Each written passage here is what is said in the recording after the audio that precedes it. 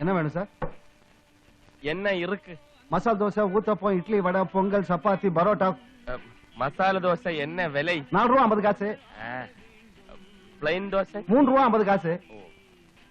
வடை 1 ரூபா. ஒரு சாய மாத்திரம் கொடு. டேய் சுப்பிரமணி, ஐயர் வந்துட்டு இருக்காரு. சம்பு ஐயர். ஒரு ஸ்பெஷல் டீ, ஒரு ஸ்பெஷல் மசாலா தோசை, எல்லாம் மாமூல்.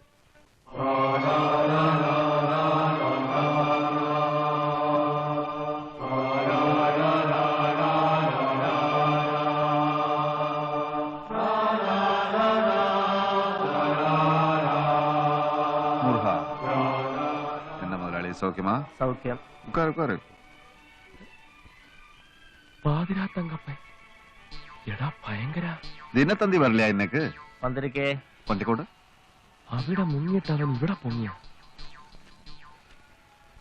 വെള്ളപ്പകുതിയിൽ മുതലമേച്ചർ മഴയിൽ നനയുകൊണ്ടേ കുറകളെ കേട്ടാർ. ബാധിക്കപ്പെട്ടവർക്ക് ഉണവ് പൊട്ടളം. മലയാളം പോലും വായിക്കാൻ അറിയാത്ത ഇവൻ തമിഴ് വായിക്കുന്ന. തേങ്ങിക്കിടക്കും തണ്ണീரை പമ്പ് വൈത്ത് അകற்ற അധികാരികൾക്ക് കട്ടളയിട്ടാർ. എടാ തങ്കപ്പ, എടാ പാലാ തങ്കപ്പ, ഏയ് തങ്കപ്പ, നില്ലടാ പുല്ലേ അവിടെ. ഏയ് തങ്കപ്പ, ഏയ്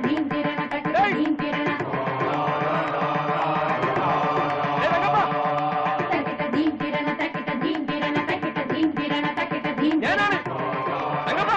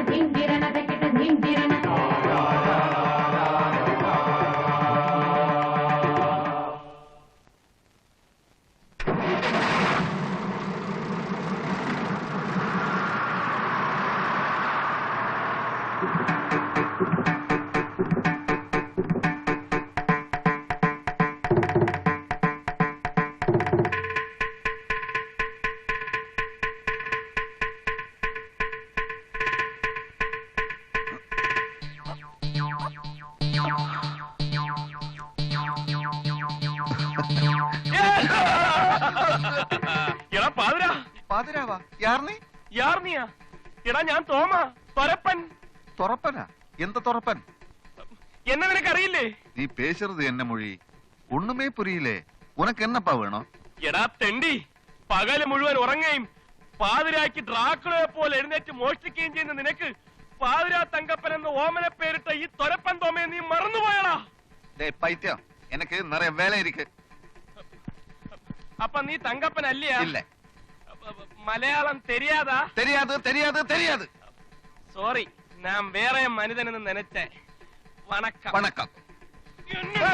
അയ്യോ അയ്യോ, എന്നെ കൊല്ലല്ലേ, എന്നെ കൊല്ലല്ലേ. അപ്പൊ നീ മലയാളം മറന്നിട്ടില്ലല്ലേ? മുഴുവനായിട്ട് പറഞ്ഞിട്ടില്ല. അയ്യോ അയ്യോ തോമാ. അപ്പൊ നീ പേരും പറഞ്ഞിട്ടില്ലല്ലേ?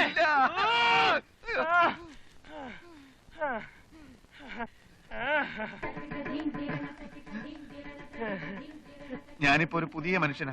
ജാതി മാറി, പേര് മാറി, പെണ്ണും കെട്ടി, ഭാര്യയുടെ പേര് ജ്ഞാനസുന്ദരി. എന്നെ വിട്ടേക്ക്.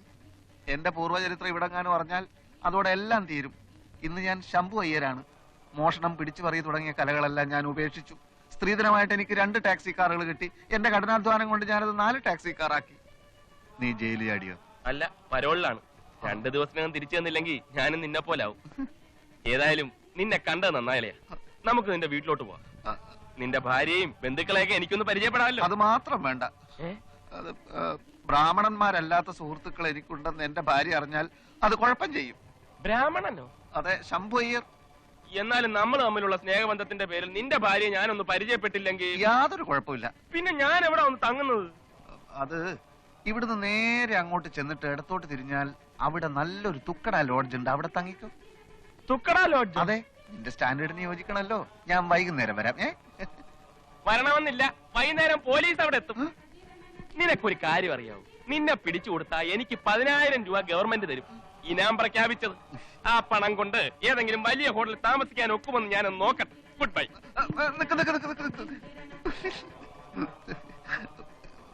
ഇതാണ് നിന്റെ കുഴപ്പം. ഒരു തമാശ പറഞ്ഞാൽ മനസ്സിലാക്കാനുള്ള കഴിവ് ഇപ്പോഴും നിനക്കില്ല. എന്റെ വീട്ടിലൊഴിച്ച് എവിടെയാ നിനക്ക് താമസിക്കേണ്ടതെന്ന് വെച്ചാൽ ഞാൻ ഏർപ്പാട് ചെയ്യാം. എനിക്കൊരു 5 സ്റ്റാർ ഹോട്ടലിൽ താമസിക്കണം. അത് വേണോ? വേണം. 2 ദിവസമെങ്കിൽ 2 ദിവസം.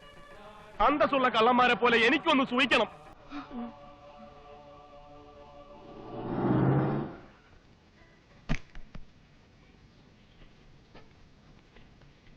வெயிட் பண்ண வேணாம். காலையில கலெக்ஷனோட வீட்டுக்கு வா. நாங்க எங்க போனது வந்தது யாருக்கிட்டே சொல்ல வேணாம். என்ன? சரி sir.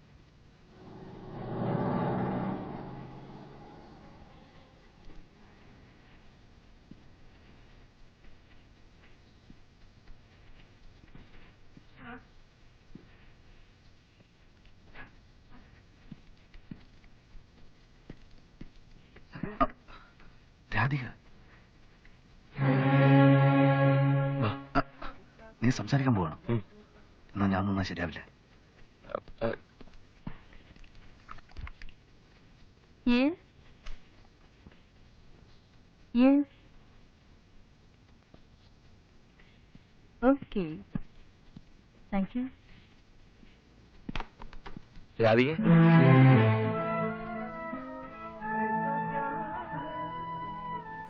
Yes. What do you want? രാധികയ്ക്ക് എന്നെ മനസ്സിലായില്ലേ? ഞാൻ തോമസ്. ഓ, മനസ്സിലായി. മിസ്റ്റർ തോമസിന് എന്താ വേണ്ടത്? രാധിക എന്താ ഇവിടെ? അത് കണ്ടിട്ട് മനസ്സിലായില്ലേ? 2 വർഷമായി ഞാനിവിടെ റിസപ്ഷനിൽ. നിങ്ങൾ ശിക്ഷ കഴിഞ്ഞ് പുറത്തു വന്നതോ ജയിൽ ചാടിയതോ അതോ പരോളോ? അമ്മയ്ക്ക് സുഖമുണ്ടായിരുന്നില്ല. പരോളാ. ഇപ്പൊ മദ്രാസിൽ എന്തിനു വന്നു? ഒരാളെ കാണാൻ. ഈ ഹോട്ടലിൽ? ഇവിടെ ഡാൻസ്, ക്ലാസിക്കൽ ഡാൻസ് ഇവിടെ ഉണ്ടെന്ന് പറഞ്ഞു. Good, very good. Dance hall അവിടെയാണ്. Have a nice day.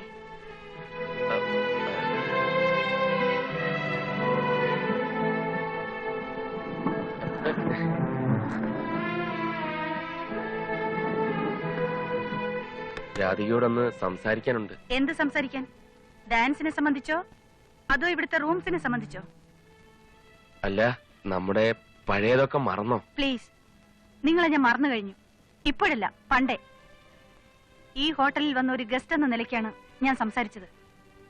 പഴയതൊന്നും ഇവിടെ പറയണ്ട. ഇപ്പോഴല്ല, ഒരിക്കലും.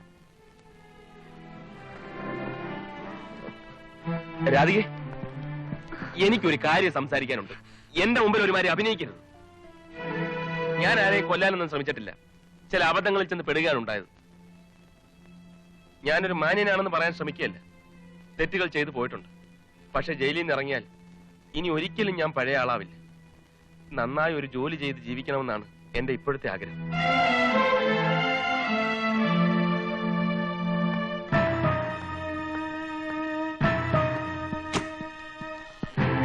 രാധിക, രാധിക. മതി മതി, ഇങ്ങ് വന്നേ.